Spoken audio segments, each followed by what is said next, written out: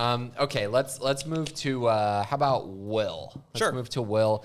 I think the favorites there. I mean, well, I guess Matt Jones, if he ends up being involved there, I just don't see how he's starting over either Josh White or Will Williams. Those are my two favorites. I think it's going to be Josh White. Yeah. I just think the athletic profile, what he brings to the table, I think it fits so perfectly for this defense. And he knows Dave Aranda. He knows the scheme. It's not an adjustment for him to come to Baylor and try to learn on the fly. Yeah, I mean, I agree with you. But I think it's going to be Matt Jones. Yeah, right. I think, I've been watching a lot of Ron Roberts clinics this offseason, and one thing that really kind of comes to the forefront when you look at how he teaches his scheme is that, like, the defensive line is kind of in their own little world, and the defensive backs are in their own little world. And this isn't necessarily specific to his scheme, but in general. And then the linebackers kind of have to do it all. They have to know what the front is doing. They have to know what the coverage is doing. And so and not only that, but in all of their, run fits, where they're defending the run or rushing or dropping back into coverage, they have a lot of options on each play. It's like Roberts will teach them, okay, depending on what the guard does here, you can either go this way or that way, or you might have this gap or this gap. And depending, there's a lot of options. Mm-hmm. All of that to say that I think Roberts really values guys that are intelligent, that know what they're doing, and that he can rely on them to do what they're doing. And I'm not saying that Will Williams and Josh White can't do that. I have no idea whether they can or can't do that. But the way that they're talking about Matt Jones all offseason, and they've kind of slotted him into that, just makes me think that that's what the staff believes, that he can be that. And I think it's why Dylan Doyle is probably almost never going to come off the field, because he is so good in that role as well. It's like they can just rely on him.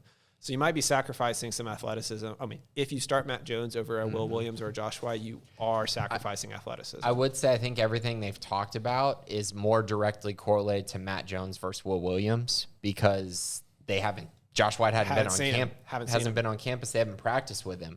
So if you throw pads on and then you see Josh White and you're like, oh no, wait a minute. And that's also one of those things where I think Matt Jones is probably the best backup linebacker in the entire Big 12 and one of the best backup linebackers in the country. But I think he's a Mike more than a Will. Very clearly. The problem. Very clearly. What Baylor likes to do with their Mike, which is Dylan Doyle, is have him push up on the line of scrimmage. Mm-hmm. They like to use him on the edge and all that stuff. You're just like, that is Matt Jones's world. Yeah. The problem is, I think that they're towing the line with him is like, if you just tell him that he's a backup again this year, is he going to stay on the team? Right. And he's, that's the modern era of the transfer portal. And I say that with no knowledge of, I don't know what Matt's thinking, but I think that's something you have to think with all of your best players. And so I think the best case scenario for me this year would be to pick your top three guys, whether that's Dylan Doyle and then Matt Jones and Josh White, or Matt Jones and Will Williams, and give them have them rotate to where maybe Matt plays some Will and then he spells Dylan Doyle for a series or two at Mike. That, I think, is probably what I would predict is most likely to happen. And I could definitely see that. A rotation makes a ton of sense for this defense as well. There, Mike, we talked about Dylan Doyle. I do want to talk really quick just because I know you and I both have been very high on Tyrone Brown. Yeah. Love him. Love his opportunity in the future. Don't think it's going to happen this year quite yet. He might see some snaps, but I think he's probably a year away. Yeah, I mean, Dylan Doyle's a first-team Ultimate Big 12 linebacker. He's an incredible player. He's probably the player that my opinion of him has grown the highest this offseason from where he was last year. The role that he plays in this defense is so incredibly valuable.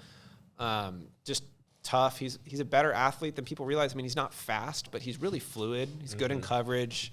He can set the edge in the run game. He's not a great pass rusher, but he's not bad. Just does everything well, and he knows what he's doing. He knows where to be every time, And then, talking about Tyrone, I mean, if Matt Jones ends up replacing Dylan next year, that would push Tyrone to another year away. But it's just funny. It's kind of like I was saying when we were joking about how the narrative for Iowa State shifted so quickly because of one bad year, and then people have been on us like, well, what about Tyrone? Y'all were so high on him. I'm like, he's a redshirt freshman who came out of West Orange Stark in 3A football. Right. Like, he's young. Most yeah. linebackers don't start until their junior year. Like, he's got time. And that's ideal for Baylor. Are you kidding me? This guy would step in as a redshirt sophomore or a redshirt junior? Yeah. Oh, my. I mean, he'll be ready to go from day one. So, yeah,